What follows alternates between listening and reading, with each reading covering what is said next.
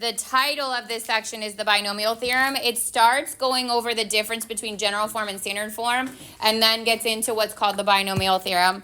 So we start with factored form versus general form or standard form. They call them both things, okay?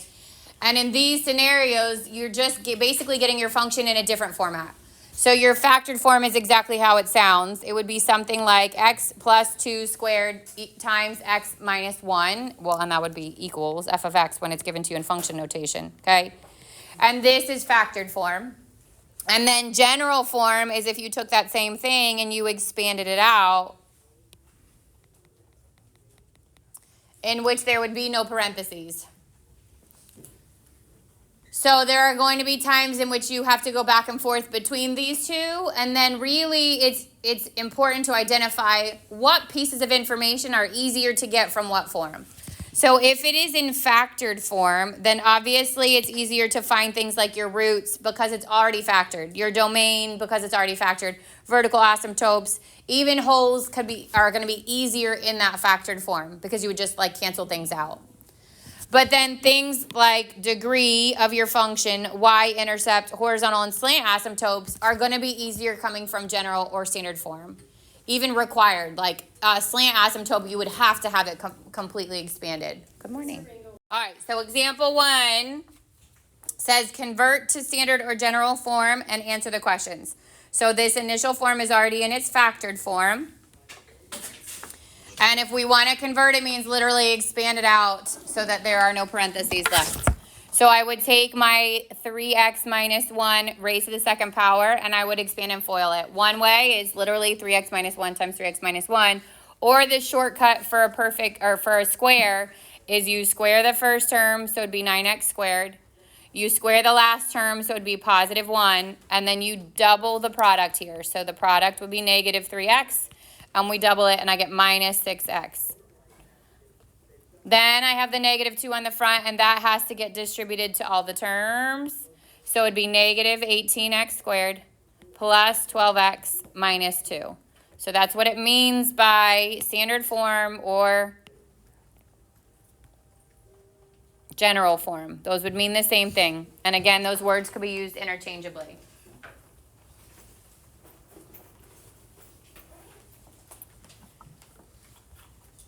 Then your degree from here should be easy, right? What is the degree?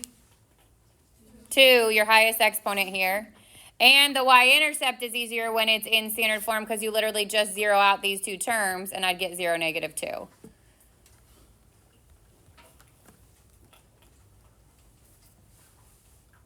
Question so far?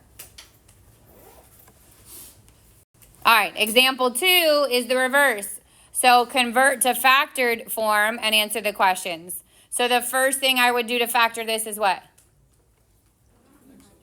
Pull out the x. I get x squared minus 2x minus 3. And then is that completely factored? Nope. I'm going to keep going. I'm looking for factors of negative 3 that sum to positive 2. So negative 3 and positive 1. And this is now factored form. From here, what's easy are the zeros, right? Because the zeros I would just split and set them each equal to 0. Here, here, here. And I get x equals 0, 3, and negative 1. God bless you. Remember, zeros we list. And then C says, where is f of x greater than or equal to 0? When we get to that part, you actually want to combine both the original one and this one. Because the original one is going to be easier to figure out your end behavior, right? I need to know where my arrows are going. But then the factored form is going to be easier to know my zeros. Does that make sense? All right, so I know I have a 0 at 0, at negative 1, and at positive 3. And then what's my end behavior?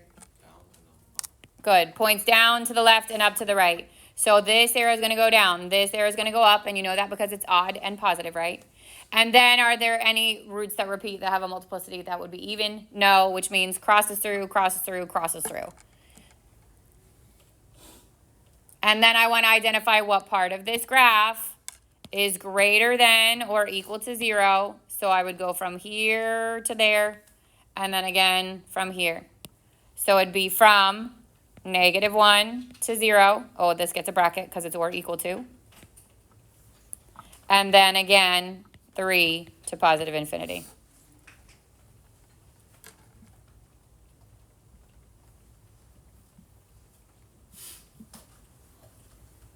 Questions on that one?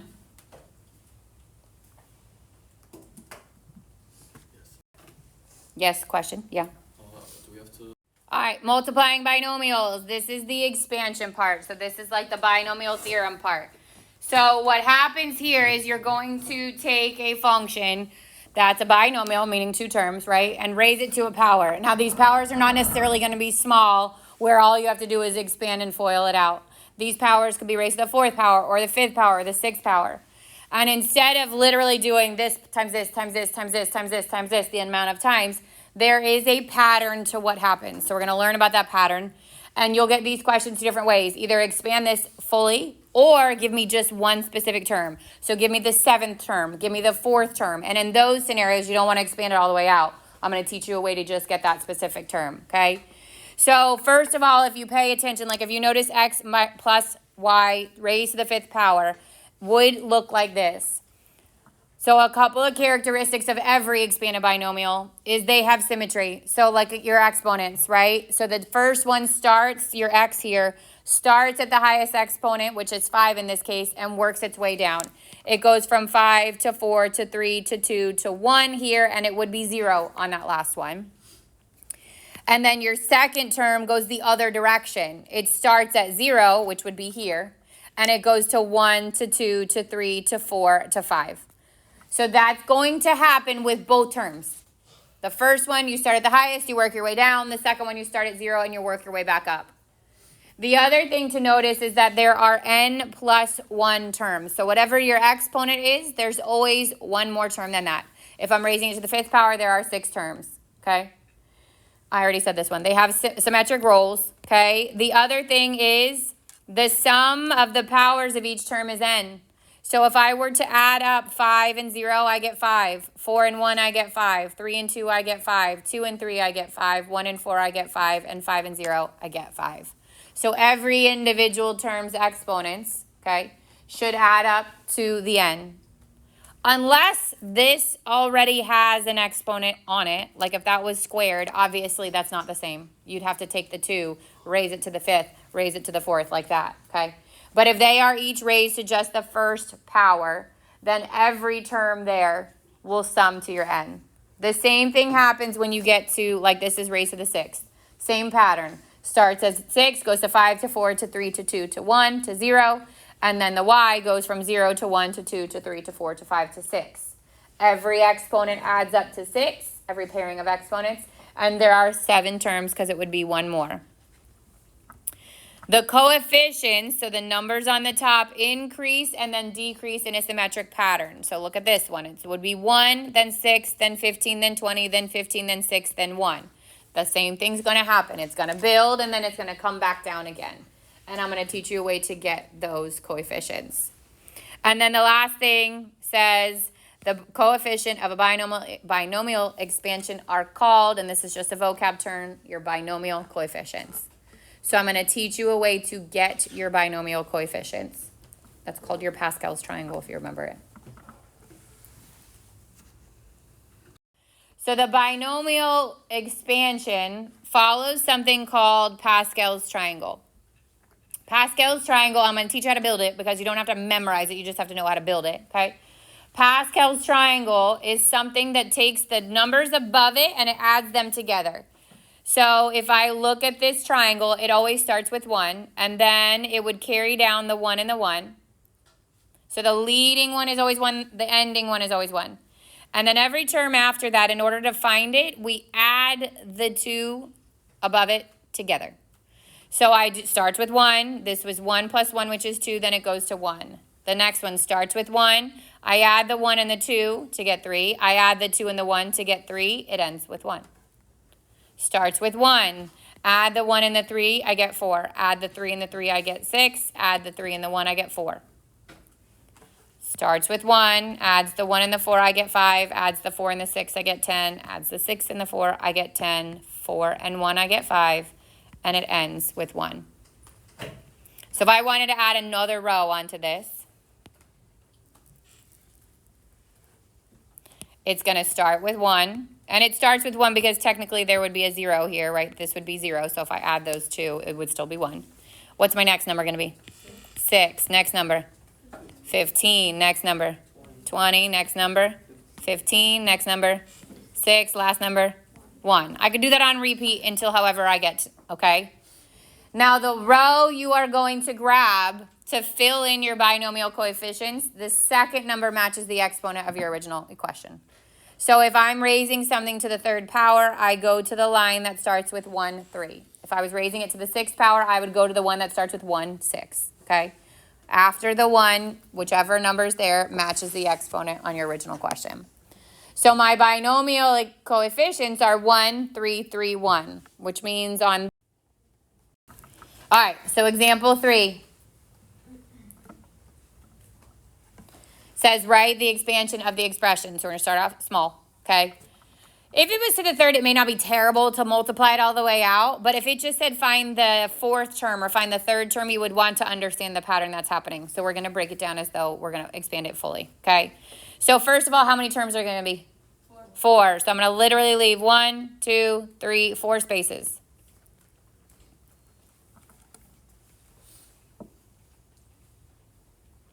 The first thing, I take my first term and I raise it to the 3rd and then I break it all the way down. So this would be x to the 3rd, x to the 2nd, x to the 1st, and x to the 0.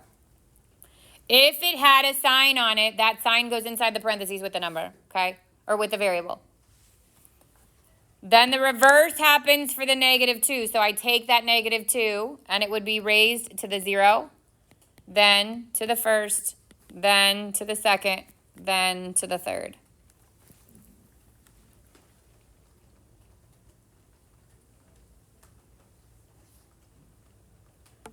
And then we're going to fill this in with what's called the binomial coefficient, which on this expansion, the last thing I add in is by binomial coefficient, which is 1, 3, 3, 1.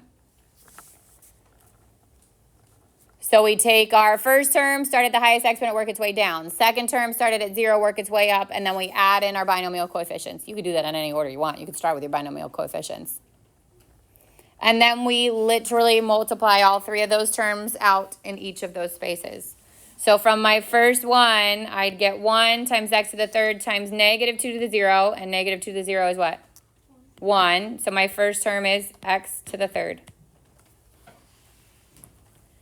Then I go to the second one, and my coefficients are 3 and then -2 to the 1st, which would be -2. So that's a -6x squared. Then I go to the second one, or the third one. I have 3 to the 1st, x to the 1st, -2 to the 2nd, which becomes +4. And I end up with a +12x. And I go to the last one, and I have a +1, an x to the 0 power, which means that's also 1, and a -2 to the 3rd, which is a -8. And I get -8. So x to the 3rd -6x squared plus 12x -8 would be your expanded binomial. Again, in this case, you could have done x minus 2 times x minus 2 times x minus 2. It won't be terribly, but the faster you get at these, the quicker you'll, the easier these kinds of questions will be. So Pascal's triangle is how you will know those numbers. They're called your binomial coefficients. You want to go to the row that starts with the exponent. So every time I build it, 1, 1, 1, 1, 2, 1, 1, 3, 3, 1. This is the row I grab because it starts with a 3. So if we get to the 4th, we'd go to the next line, which would be 1, 4, 6, 4, 1. If we wanted to go to the 5th, we'd go to the next line. Does that make sense? Like on the homework, you could write that out one time. But just be prepared that like if you get a test, you're going to have to write it to whatever row it says so understand how to build it. Does that make sense? I'd rather you know how to build it than memorize it. I think it's not so bad to build it. So this expansion, this is what it would look like all the way down to the 7th power.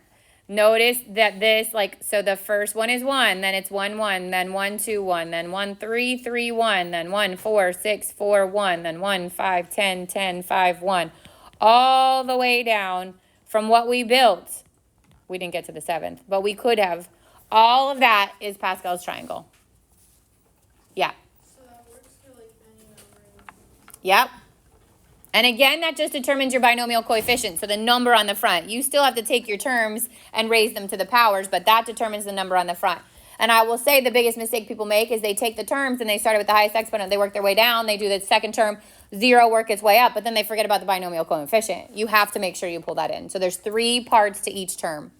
Binomial coefficient, first variable, decreasing degree, second variable, increasing degree. You can build it. I'd rather you understand how to build it. So let's do it again, right? What's the exponent on this guy? 4. So I'm going to go 1, 1, 1, 1, 2, 1, 1, 3, 3, 1. What's my next row? 1, 4, 6, 4, 1. Good. Now those are your binomial coefficients. So if you want to start with them, you certainly could. How many terms am I going to have?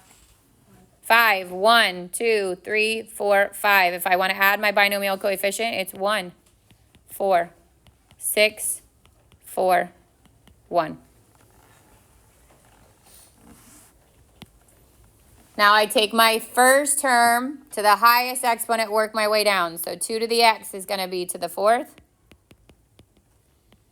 to the 3rd, to the 2nd, to the 1st, and to the 0. You technically don't need it if you want to leave off the 0 because we know it's going to be 1, but you can add it. And then I do the same with my second. Now my second's a negative y. That negative has to stay with it.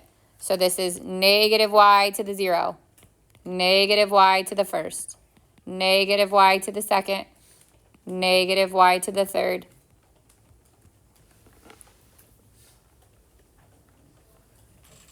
oh, I didn't add it to the first one. I was like, wait. I was zoomed in. This should be the 0. This should be the 1. This should be the 2. This should be the 3. And this should be the 4. Oh, and they're negative. Negative, negative, negative, negative. Okay. So now I'm going to multiply them all out term by term. So this first one, it is 1 times 2x to the 4th. So 2x to the 4th is going to be 16x to the 4th. And then negative y to the 0 is just 1. So this first term is 16x to the 4th.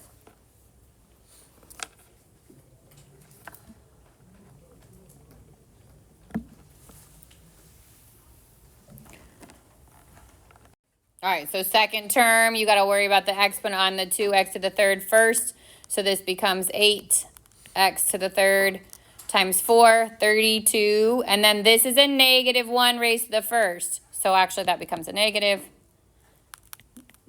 y. So this becomes times 4. Negative 32x to the 3rd y.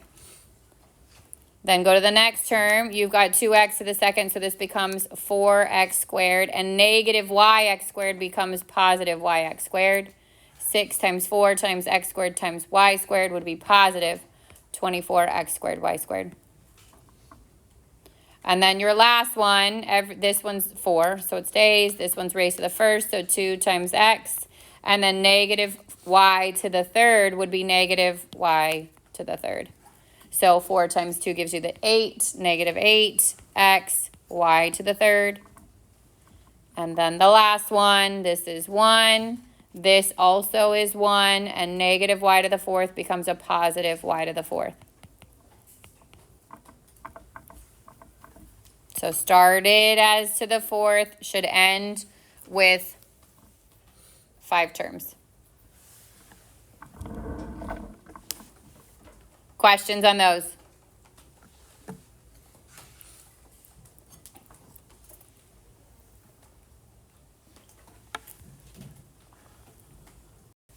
All right, now we're going to jump. So it'll say specifically just one term, okay? Instead of expanding it all the way out and then going to that 5th term or whatever it is, you don't want to waste your time with it. You want to understand the pattern, okay? And then grab the binomial coefficient. So first of all, it says to the 8th power. So on your Pascal's triangle, you have to go to the 8th row. So we're going to go 1, 1, 1, 1, 2, 1, 1, 3, 3, 1, 1, 4, 6, 4, 1, 1, 5, 10, 10, 5, 1, 1, 6, 15, 20, 15, 6, 1, 1, 7, 21, 35, 35, 21, 7, 1, and then one more row because we got to go to the 8th. 1, 8, 28, 56, 70, 56, 28, 8, and 1. And we really, if we pay attention to which term we need, we don't have to go the full row. We could stop on whichever term we need. This time we're looking for which term? The 5th term. So we're going 1, 2, 3, 4, 5, and 70 is the binomial coefficient.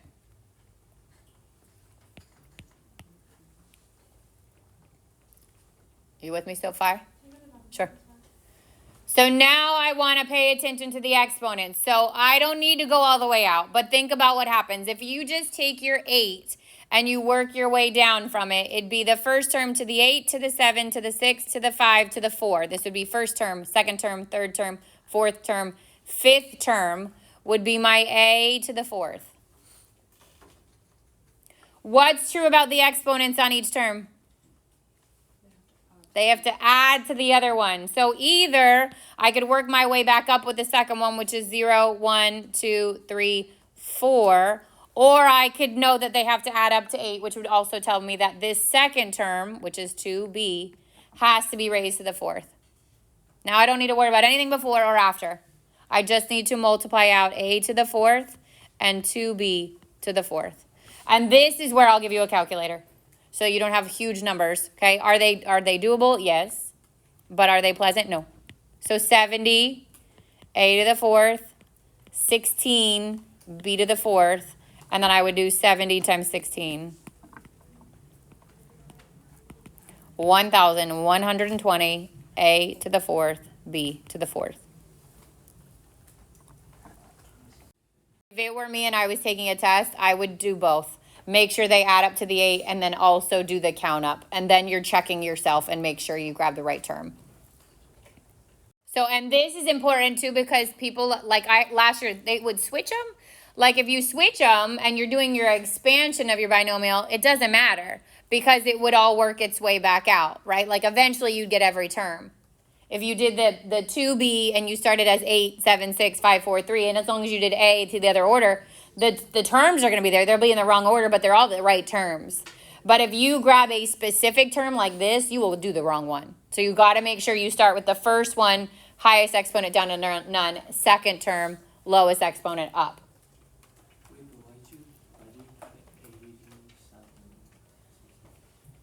Say again. Because that's the A, that's the first term going to the highest exponent, then the next, then the next, then the next. All right, one more. So, I mean, I just made it the same exponent so we don't have to build Pascal's all the way again, okay? But if you did, you would just build it all the way again, okay? But if we look back on the 8th row, our numbers were... All right, so we already did Pascal's triangle, and it's the same exponent. So I know I'm taking from the same row. This time it says the 6th term. So this would be 1, 2, 3, 4, 5, 6, which means I want to take 56 as my binomial coefficient. Now I want the 6th term. So if I go 1, 2, 3, 4, 5, 6, my exponent on the A would start as 8, then go to 7, then go to 6, then go to 5, then go to 4, then go to 3. So A to the 3 is what I want to multiply by. And then if I go the other order, it'd be 0, then 1, then 2, then 3, then 4, then 5. These should also add to 8. So I take the second term, which is a positive 2b, and we raise it to the 5th power. You with me? I went 8, 7, 6, 5, 4, 3 is the 6th term. It's 3 and 5. 3 first term, 5 second term. Yep. So then I get 56, a to the third. 2 to the fifth is 32 times b. And then we would do 56 times 32.